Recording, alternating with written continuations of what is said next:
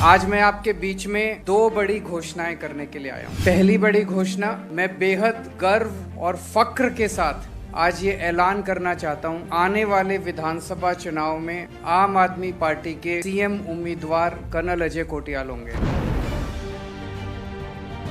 कुछ दिन पहले मनीष सिसोदिया जी आए, उन्होंने ऐलान किया था कि हम जनता से पूछेंगे जनता की क्या राय है। मैं समझता हूँ इतना ओवरवेलमिंग रिस्पॉन्स आया लोगों ने कहा जी जब से उत्तराखंड बना है तब से लेके आज तक इन चंद पार्टियों ने और इन चंद नेताओं ने मिलके उत्तराखंड को पूरी तरह से लूट लिया। लोगों ने कहा अब हमें नेता नहीं चाहिए, बहुत हो गए नेता और बहुत हो गई पार्टियां, अब हमें एक देशभक्त फौजी चाहिए, हमें ऐसा शख्स चाहिए जो अपना घर भरने की बजाय उत्तराखंड के लोगों की सोचे, उत्तराखंड के विकास के बारे में सोचे, माँ भारती के बारे में सोचे। बहुत बड़े स्तर पे लोगों ने कहा कि हमें इन नेताओं के भरोसे अब उत्तराखंड आगे नहीं बढ़ सकता, हमें अजय कोटियाल अपना सीएम चाहिए।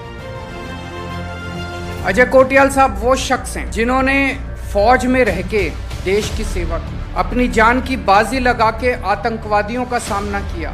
आज भी 2 गोलियां इनके शरीर के अंदर हैं। जब उत्तराखंड के वो चंद नेता उत्तराखंड को लूट रहे थे, देवभूमि को लूट रहे थे, तब ये शख्स बॉर्डर के ऊपर हमारे देश की सुरक्षा में लगा हुआ था। कुछ साल पहले केदारनाथ पे आपदा आई थी, केदारनाथ को काफी क्षति हुई थी, तब इस शख्स ने अपनी टीम के साथ मिलकर केदारनाथ का पुनर्निर्माण किया और अब ये उत्तराखंड के नवनिर्माण करने का इन्होंने बीड़ा उठाया। कर्नल अजय कोटियाल को जो इन्होंने केदारनाथ में काम किया उसकी वजह से इन्हें भोले का फौजी भी कहते हैं। इनके साथ मिलके उत्तराखंड के लोग उत्तराखंड को पूरी दुनिया के हिंदुओं के लिए आध्यात्मिक राजधानी बनाएंगे। उत्तराखंड आज भी बहुत हिंदू आते हैं, लेकिन अगर प्रॉपर व्यवस्था की जाए तो मैं समझता हूँ कि इससे कम से कम 10 गुना ज्यादा पूरी दुनिया से लोग आएंगे यहाँ पे दर्शन। आप सोच सकते हैं, एक तरफ लोग दर्शन करने आएंगे, उन्हें आध्यात्मिक सुख मिलेगा,